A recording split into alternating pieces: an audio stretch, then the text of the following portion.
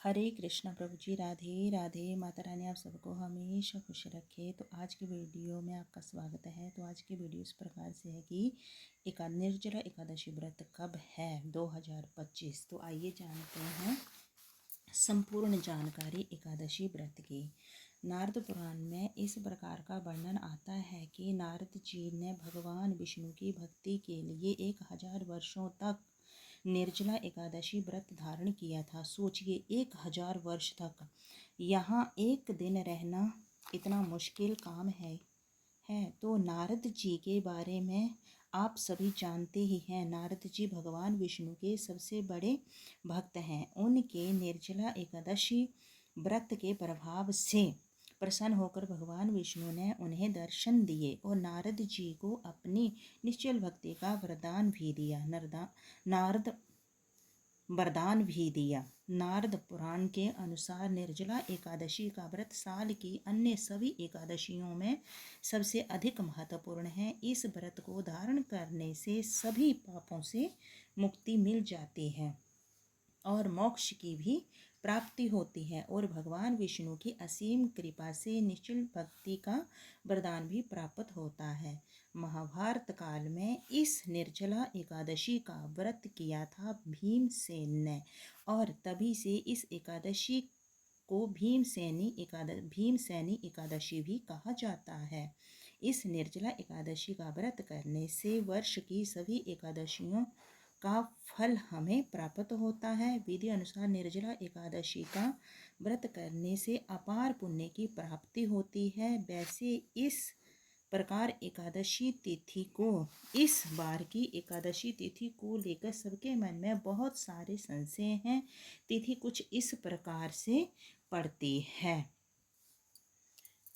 है जिसकी वजह से 2 दिनों का निर्जला एकादशी का व्रत हमें प्राप्त हो रहा है। मतलब बहुत से भक्त हैं जो कि 6 जून को ये व्रत धारण करेंगे। कई भक्त हैं जो कि 7 जून 2025 को भी ये व्रत धारण करेंगे। तो कब हमें व्रत करना चाहिए, कौन सी तिथि सर्वाधिक श्रेष्ठ है और किस प्रकार से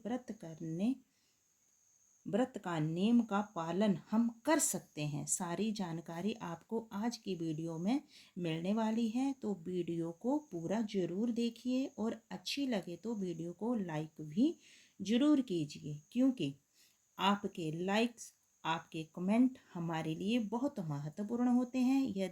यही एकमात्र जरिया है जिनसे मुझे पता चलता है कि आपको हमारी वीडियो अच्छी लगती है। अगर वीडियो अच्छी लगे तो लाइक तो ज़रूर ही कीजिए। और चलिए अब हम बात करते हैं एकादशी के बारे में। अब सबसे पहले जानते हैं कि एकादशी तिथि कब प्रारंभ हो रही है, कब समाप्त हो रही है और व्रत हमें कब धारण करना चाहिए। ज्येष्ठ माह की शुक्ल पक्ष की एकादशी तिथि प्रारंभ होगी 6 जून 2025 को सुबह 2:15 पर और एकादशी तिथि का समापन हो रहा है 7 जून को सुबह 4:47 पर। ऐसे में व्रत हम कब धारण करेंगे, देखिए 6 जून को भी एकादशी है, पूरी तरह से एकादशी है, शुद्ध एकादशी है और 7 जून को भी ब्रह्म मुहूर्त में एकादशी की तिथि है। तो इस दिन भी एकादशी मनाई जाएगी। तो अब 2 दिनों की एकादशी है और दोनों ही दिन उदया तिथि एकादशी मनाई जाएगी। ऐसे में व्रत करने के लिए दोनों दिन वैसे तो श्रेष्ठ हैं। यदि आप किसी परंपरा के साथ जुड़े हैं, यानी कि गुरु दीक्षा ले रखी है या फिर गुरु धारण कर रखा है, तो आप अपने गुरु परंपरा के अनुसार भी व्रत कर सकते हैं। एक और चीज़ की मैं आपको जानकारी के लिए बता दूं कि 7 जून को तो जो एकादशी है द्वादशी युक्त एकादशी है, मतलब लगभग शुद्ध द्वादशी है। ऐसे में इस व्रत को धारण करने से शास्त्रों में ऐसा कहा गया है कि इस प्रकार की द्वादशी युक्त जब एकादशी आती है तो उसका व्रत जब हम धारण करते हैं तो 1000 एकादशी का फल हमें प्राप्त होता है। तो 7 जून की एकादशी सर्वाधिक श्रेष्ठ है। तो 7 जून को सबसे उत्तम एकादशी है।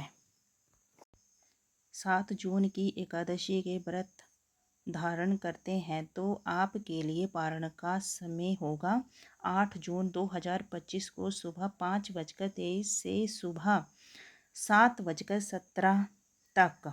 8 जून 2025 को द्वादशी तिथि सुबह 7:17 पर समाप्त हो जाएगी। तो इससे पहले व्रत का पारण हमें कर लेना चाहिए।